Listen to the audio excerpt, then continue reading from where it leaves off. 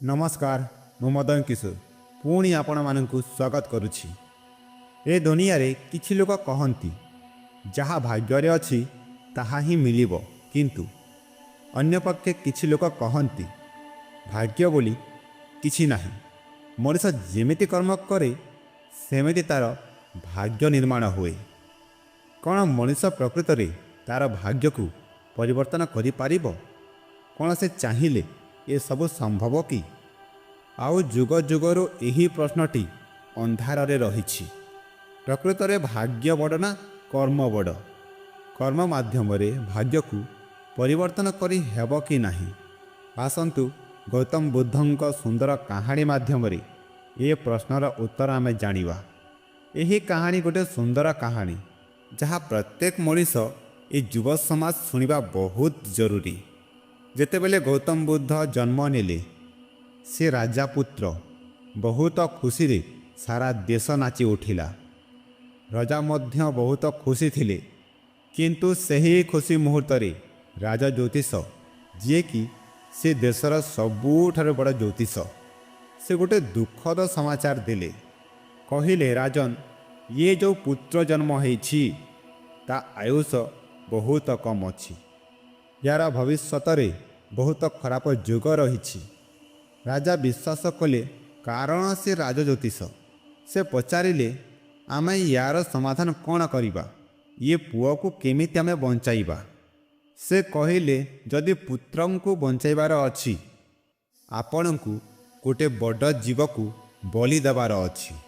गोटे मनीष हेउ कि कोनोसी गोटे जीव हेउ बलि निश्चित देवार अछि, तेबे जाए बुद्ध दीर्घजीवी हेबे। मनीष को तो बलि देवा संभव नुहे, तेणु करी से माने गोटे महिषी बाछिले। किंतु राजा ज्योतिष एमिति समस्ते जानिछंती गौतम बुद्ध जन्मरु शांत आउ निर्मल स्वभावर। अहिंसा तांको शरीरर कण कण रे अछि, तांको स्वभाव रे अछि। तेणु से 12-13 वर्षर हेइथिले मध्य से केबे जीव को बद्ध करिवा पई इच्छा प्रकाश करिवे नाही। सभा शेष रे ठीक कराहेला। तांको आखिरे गोटे कला कपड़ा बांधी तांको हाथ रे महिषी बलि दिया हेबो। समय आसिला, महिषी को सज्जित करागला। पूजा पाठ हैला एवं गौतम बुद्ध सेतेबेले बड़ हो गलेनी। आउ तांको आखिरे कला कपड़ा बांधी तांको हाथ रे गोटे खंडाटे धरई देले।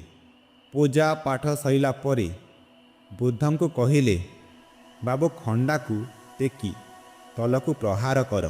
समस्ते कहिले खंडा को उठांतु आउ तलकू प्रहार करंतु। बुद्ध एबे एही समय रे पचारिले, मो हाथ रे आपण कौन कराउछंती? सेमाने कहिले, किछि नुहे, भविष्य रे तुम सह किछि दुखद खराब घटना अछि, सेथिरु मुक्ति पाइबा पाई एही छोटिया पूजाटे हेउछि। गौतम बुद्ध से सही खंडा को ऊपर को उठाइले। पतला कला कपड़ा, तेणु खंडार चमक से जानी पारुथिले। एबे बुद्ध शुणिले गोटे बाछुरीर शब्द। से छोट बाछुरी जोर रे दौड़िकी आसिला, बुद्धंक पाखरे पहुँचीगला। ए शब्द शुणी बुद्धं को टिके विचलित भली लगिला। से सही खंडा को टेकी थिले।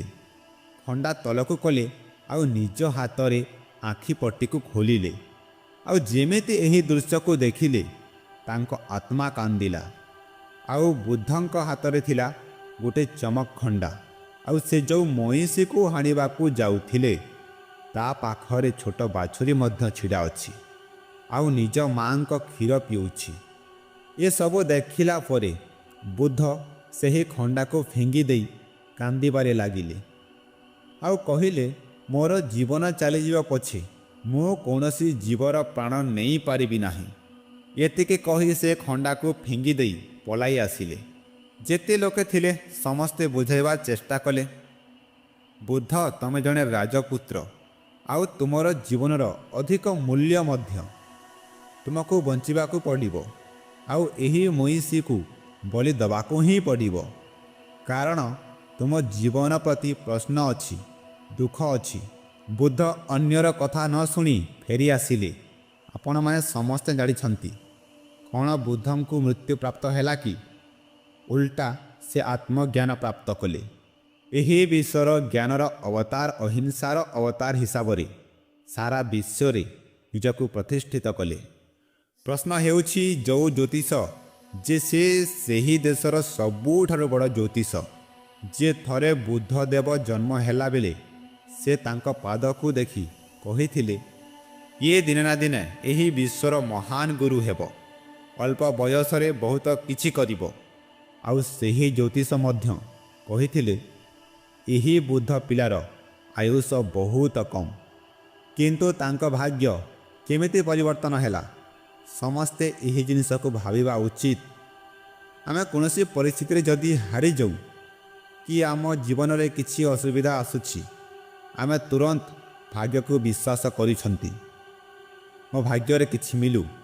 କିନ୍ତୁ ଏହି ଗଳ୍ପଟିକୁ ପ୍ରତ୍ୟେକ ମଣିଷ ମନନ କରିବା ଉଚିତ, ବିଚାର କରିବା ଉଚିତ। ଶୁଣିବାରେ ଜାଣିବାରେ ଜ୍ୟୋତିଷଙ୍କ କୌଣସି କଥା ମଧ୍ୟ ଭୁଲ ହୁଏ ନାହିଁ, କିନ୍ତୁ ଏତେ ବଡ଼ କଥା କେମିତି ଭୁଲ ହେଲା? ଆଶ୍ଚର୍ଯ୍ୟ। ଆଉ ବୁଦ୍ଧ ମୃତ୍ୟୁ ପ୍ରାପ୍ତ ନ କରି ଆତ୍ମଜ୍ଞାନ ପ୍ରାପ୍ତ କଲେ କାହିଁକି? କାରଣ ତାଙ୍କ କର୍ମ ମହାନ ଥିଲା। ଆମ ସଂସ୍କୃତିର ସବୁଠାରୁ ବଡ଼ ଗ୍ରନ୍ଥ ହେଉଛି ଗୀତା।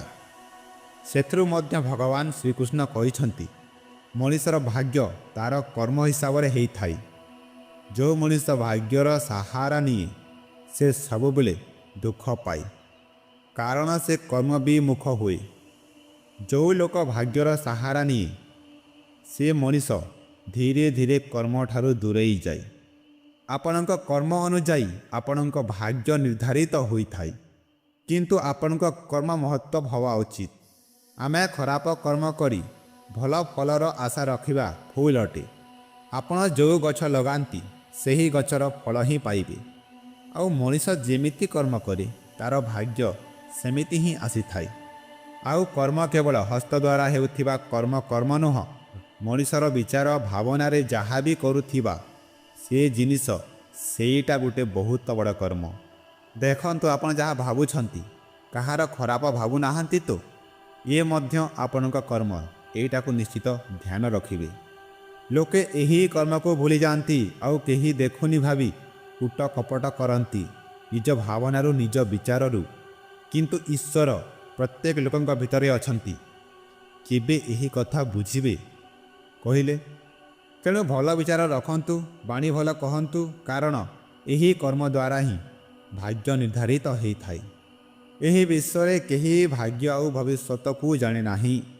ତେଣୁ ଆମ ହାତରେ ଆମ କର୍ମ ଏବେ ବି ଅଛି। ଯଦି ଆଜି ଆମେ ଭଲ ବାଣୀ, ଭଲ ବିଚାର, ଭଲ କର୍ମ କରୁଛନ୍ତି, ନିଶ୍ଚିତ ଆପଣଙ୍କ ଭାଗ୍ୟରେ ଥିବା ଖରାପ ଜିନିଷ ମଧ୍ୟ ପରିବର୍ତ୍ତିତ ହେବ। ତେଣୁ ଭାଗ୍ୟବାଦୀ ନ ହେଇ କର୍ମବାଦୀ ହୁଅନ୍ତୁ। ଆଉ ଏହା କାହାଣୀ ନୁହେଁ, କାହାଣୀ ମାଧ୍ୟମରେ ନିରାଟ ସତ୍ୟତାକୁ ଆମେ ଜାଣିଲେ। ଯଦି ଭଲ ଲାଗିଲା ନିଶ୍ଚିତ ସେୟାର କରନ୍ତୁ। ମୁଁ ପୁଣି ଆସୁଛି। ରହିଲି ଆଜି ପାଇଁ ଏତିକି। ଧନ୍ୟବାଦ।